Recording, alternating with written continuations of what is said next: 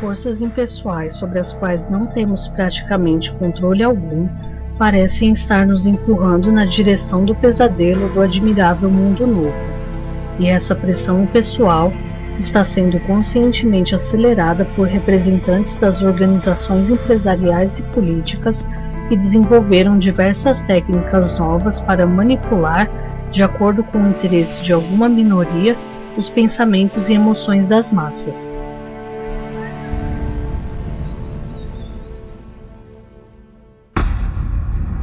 As 10 estratégias de manipulação das massas de Noam Chomsky. Avram Noam Chomsky é um filósofo, cientista cognitivo e ativista político norte-americano. Ele elaborou uma lista das 10 mais comuns e eficazes estratégias para manipular a população. Vamos conhecê-las. Estratégia da distração.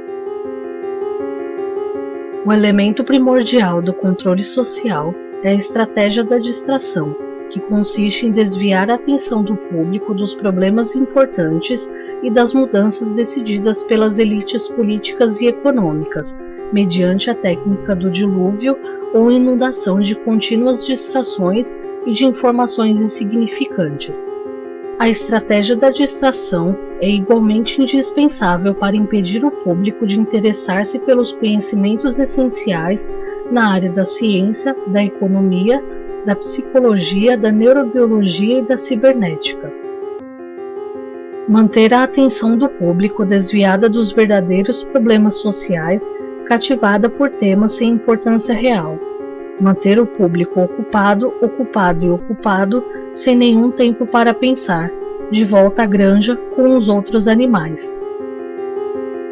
Criar problemas e depois oferecer soluções. Esse método também é chamado problema-reação-solução.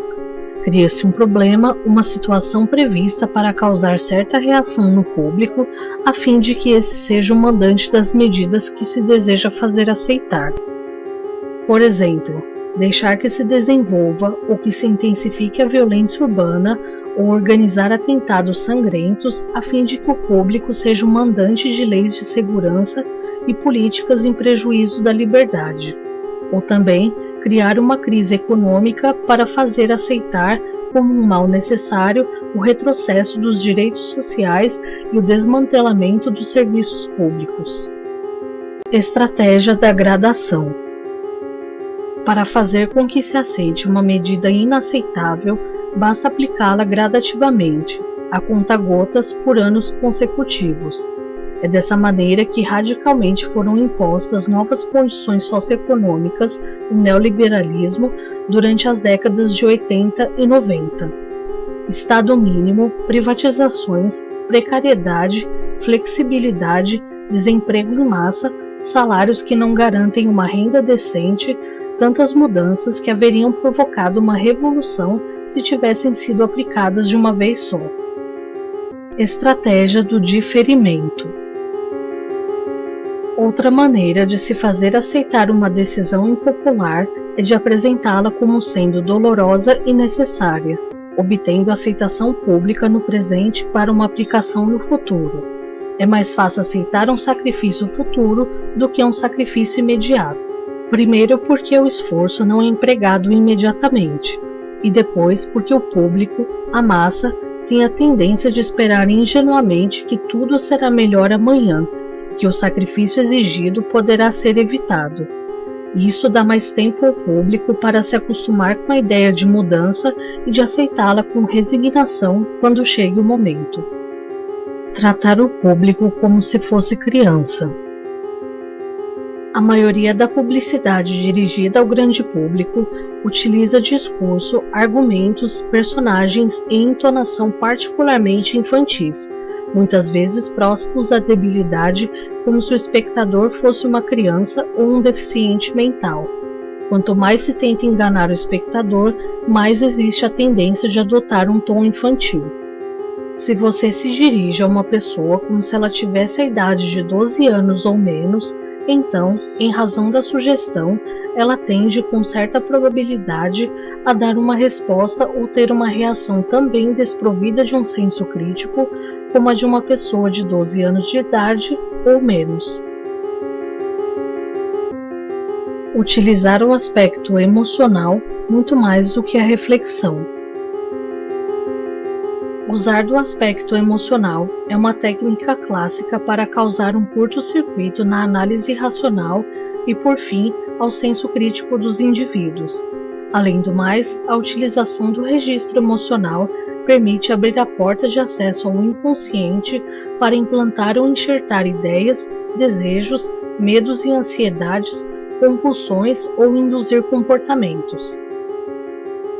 Manter o público na ignorância e na mediocridade. Fazer com que o público seja incapaz de compreender as tecnologias e os métodos utilizados para controlar e escravizar. A qualidade da educação dada às classes sociais inferiores deve ser a mais pobre e medíocre possível, de forma que a distância da ignorância que paira entre as classes inferiores e as classes sociais superiores seja e permaneça impossível para o alcance das classes inferiores.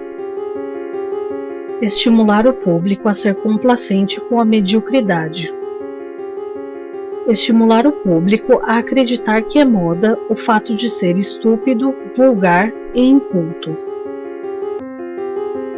Fortalecer a culpa. Fazer um indivíduo acreditar que é somente ele o culpado pela sua própria desgraça, por causa da insuficiência de sua inteligência, de suas capacidades ou de seus esforços.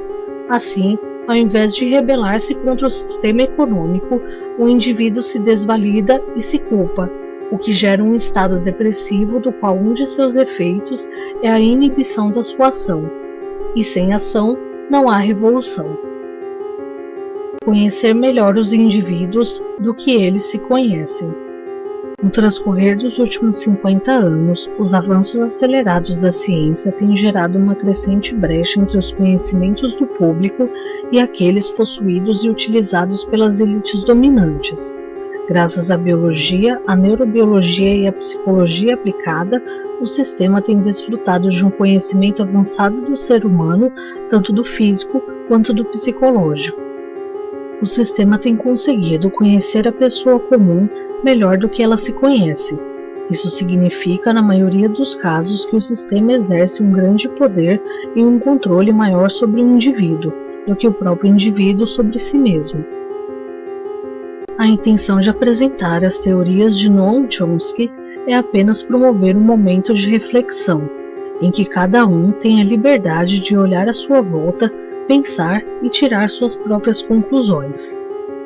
Esse pequeno documentário iniciou-se com um trecho do livro Regresso ao Admirável Mundo Novo, de Aldous Huxley, pois devo concluí-lo com uma frase de outro célebre escritor, George Orwell, que em 1948 concluiu o livro 1984, mas que poderia muito bem ser 2014. Numa época de mentiras universais, dizer a verdade é um ato revolucionário.